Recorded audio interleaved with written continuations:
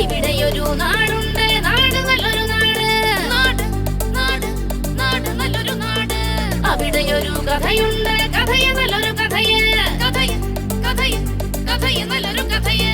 കഥയിലൊരു പതിരുണ്ട്, അതിലുണ്ടൊരു സുഖം.